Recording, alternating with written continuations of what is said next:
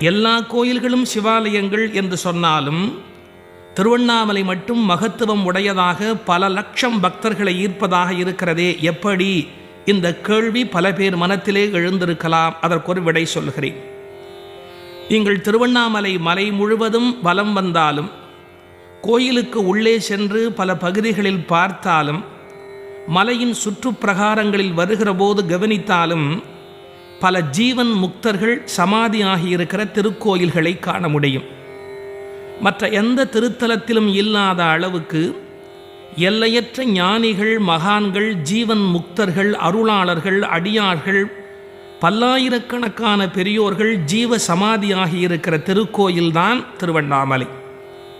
அதனால்தான் தமிழ்நாட்டிலேயே எந்த ஒரு திருக்கோயிலும் மக்களை ஈர்க்க முடியாத அளவுக்கு பல லட்சம் பக்தர்களை ஈர்க்கக்கூடியதாக திருவண்ணாமலை